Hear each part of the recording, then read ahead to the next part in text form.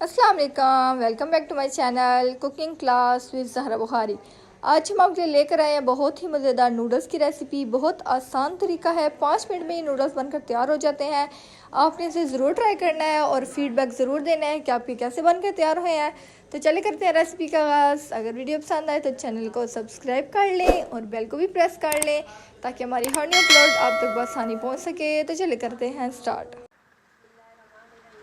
अस्सलामुअलैकुम व्यूअर्स के आने ठीक हो इंशाल्लाह मेरे सारे बहना भाई बिल्कुल ठीक ठाक हो सन अल्लाह पाक दे करम नाल असी भी बिल्कुल ठीक हाँ। ते अज बड़ी ज़बरदस्त रेसिपी लैके आया। पहले भी मैं न्यूडल्स दी दित्ती सब्जियां वाली, लेकिन अज सादे तरीके नाल बनसा ताकि बच्चे जल्दी जल्दी बना के ते अपने बच्चों को खुश कर सकते हो। हल्की फुल्की भूख विच तुसी इह वाला बना के खा सकते हो। तो जिन्ना बच्चियां न्यू कुकिंग कर रही हैं, मैं छोटिया मोटिया रेसिपियां देंदी रहनी हाँ ताकि उन्होंने वास्ते आसानियां हो गए। तो अज असी जी बनसा चटपटे वाले, एक ग्रीन वाले होंगे नो तो एक ये चटपटे वाले होंगे, ठीक है।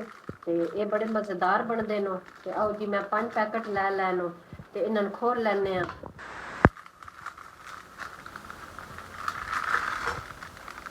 इसके अंदर मसाला भी होता है, वो भी इंशाल्लाह इस्तेमाल कर सकते सन। लंबाई दे विच इस तरीके नाल ना तोड़ लेना, इस तरह मैं तोड़ रही हूँ। इस तरीके नाल मैं सारे खोल लेनी हूँ।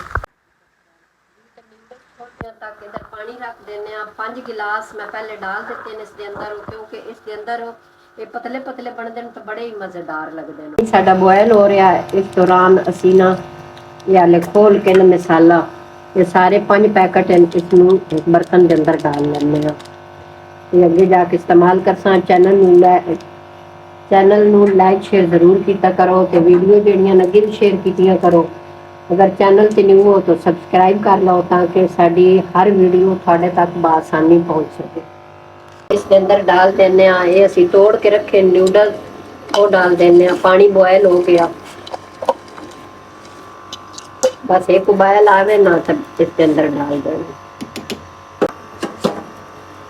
जी। तो इसनू असी तकरीबन 10 मिनट पकाना। 10 मिनट तो बाद फिर चेक कर ले जी। तो 5 गिलास मैं पानी दे डालिया, मैंने थोड़ा ज्यादा लगा तो 1 गिलास मैं निकाल लिया। तो 4 गिलास इन पानी दे तो इसनू तकरीबन 20 तो 25 मिनट हो गए नो पकदे होया। तो मसाला जेड़ा इसका ये डाल देने जेडे पैकेट के अंदरों असी निकालिया तो इसनू मिक्स कर लेने, क्योंकि ये पानी वाले बना लिया। ये पानी वाले ही अच्छे लगते हैं। इन्होंने हल्का हल्का पानी जिस तरह हांडी के शोरबा होंगे ना, इस तरह इसका पानी ही अच्छा लगता। इसनू थोड़ा ज्यादा पकाना होंगे ताकि सही पक के फूल वैन वेखो ना, ये सही माशाल्लाह गल गई सवैयां इस तरीके नाल। बस इतना ही असी इसका पानी रखना। 1 मिनट मसाले दे नाल भी इसनू पका लिया।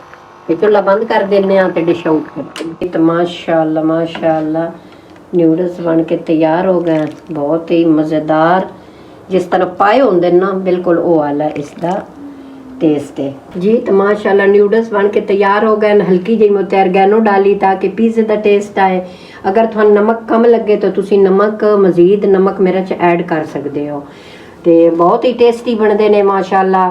बड़े बच्चे सारे शौक नाल खाते नो। तो तुसी एक बार बनाया इंशाल्लाह तुसी बार बार बना सो। बहुत ही मज़ेदार है नो। तो हल्की फुल्की भूख वास्ते बहुत ही मज़ेदार हैं। तो ठीक है जी, इस दे नाल मैं चाहनी हाँ इजाज़त। अपना ढेर सारा ख्याल रखा है, दुआ में याद रखा है। ठीक है जी, अल्लाह हाफिज़। फिर मिलते हैं एक न्यू रेसिपी के साथ, तब तक के लिए अल्लाह हाफिज़। चैनल को like share comment and subscribe ज़रूर कीजिएगा और बेल को भी प्रेस कर लें ताकि हमारी हर न्यू अपलोड आप तक बआसानी पहुँच सके। खुश रहें, आबाद रहें। अल्लाह हाफिज़।